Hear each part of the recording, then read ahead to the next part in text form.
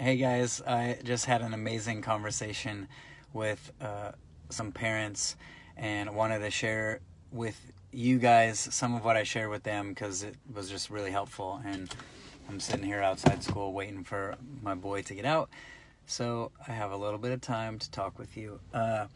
We were talking about one of their kids just gets really bored really fast and comes in and just wears them down with whining. If you have younger children, whining can just wear you down and make you exhausted and, cause you to be frustrated and all this stuff. We all know what this feels like. We all as parents know what this is like.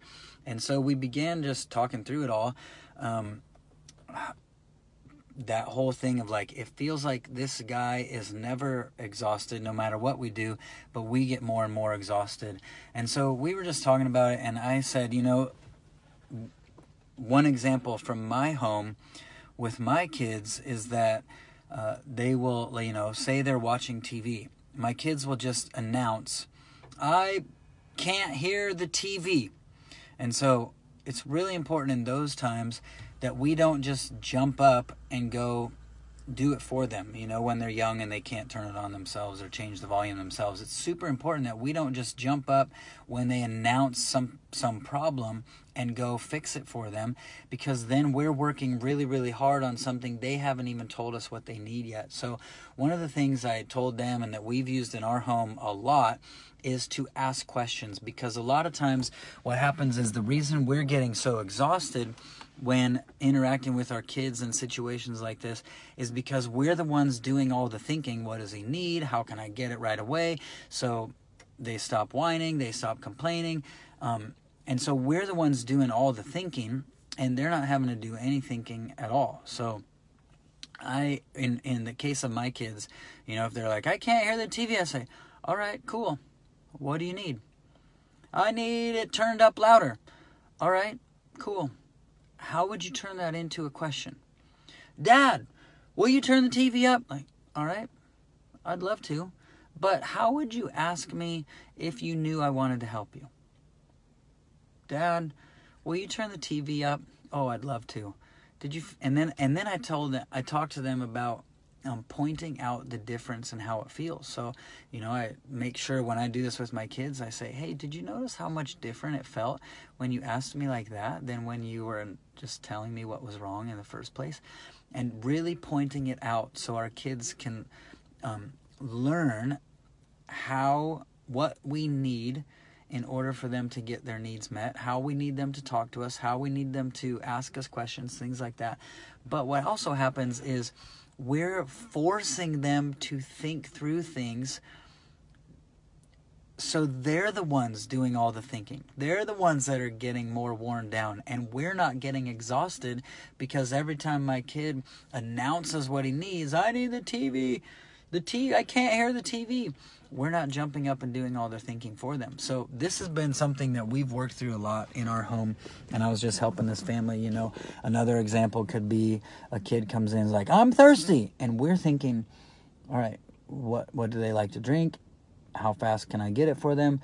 Because I don't like when they announce that. So how can I do this, that, and that's how we get exhausted. So asking questions are one way.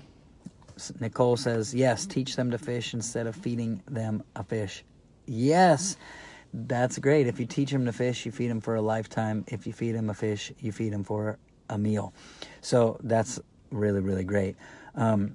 So instead of us doing all the thinking, I'm thirsty. All right, cool. What do you want to drink? Apple juice. All right, cool. How would you turn that into a question? Mom, will you get me some apple juice? Yeah, I'd love to. And then go get them apple juice. But another thing that happens with this is really, really important, especially if we have young kids. So I gave an example. I said, look, if we don't navigate this well right now while they're young, what happens is they get older and still we've reinforced inside them that you announce a problem and I solve it for you. Or you announce a problem and someone will just jump up and solve it for you. So this is the entitlement problem. You know, I could just announce to the whole planet, like, I don't have a job. And the government will just jump and give me money. And I haven't even done anything or asked anything, or all I did was announce a problem. And there's no conversation about it. And so that's an extreme example. But, you know, I've heard stories of younger adults that are like 20, 21 years old, and they come downstairs and they say, my car doesn't work. I can't go to my job. And the parents will just jump up, put them in their car, take them to work, drop them off. But they never said, all right, what do you need? All right, how would you turn that into a question? So kids get reinforced over and over that I announce my problem and someone else solves it for me. Someone else does all my thinking, so they're super mentally exhausted. Someone else does all the work for me, so they're physically exhausted. I didn't do anything except announce what was wrong. And when we have young children, the sooner we can deal with this, the sooner they learn. I can't just announce my problems and someone else will fix it. I need to actually think about what I need. I actually need to turn it into a question. I actually need to ask it in a way that's respectful. I need to ask it knowing that my parents are on my side, not trying to trick them or get them to do something. I can ask them knowing that they're good, knowing that they want to help. And wow, there's so little friction between us right now. And wow, I'm getting my needs met because I'm asking for help when I need it. I'm not just announcing the problem. So this thing, when we have young kids, it's really important we bring this in now. Not just so we're not the ones mentally exhausted, but so we position them for a life of, wow, I need something and I don't know how to get it, so I need to ask for help, not just announce the problem, not just announce the issue. But in the meantime, while they're young, if we do this, I can't hear the TV. Cool. What do you need? I'm forcing him to think. I need it turned up. All right, awesome. How would you turn that into a question? I'm forcing him to think. Dad, will you turn it up for me? Yes. I would love to, but how would you ask me if you knew I would say yes and you knew I would help you? Oh, Dad, will you help me? Wow, doesn't that feel good? I'm forcing them to do all the thinking and I'm not getting mentally exhausted. They're getting mentally exhausted, and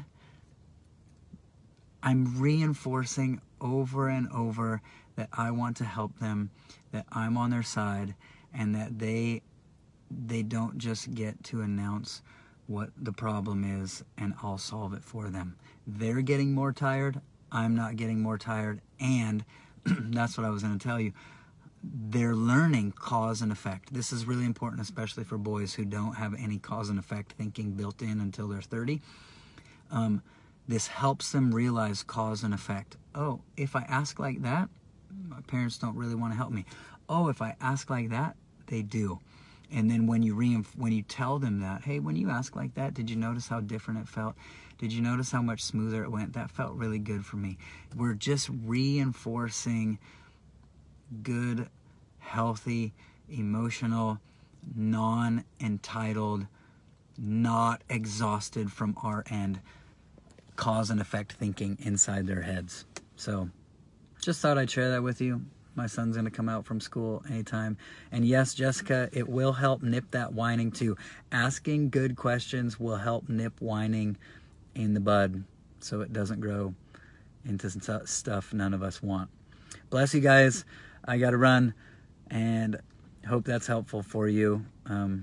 It's been really helpful for us and really helpful for a lot of families. So bless you tons. Bye.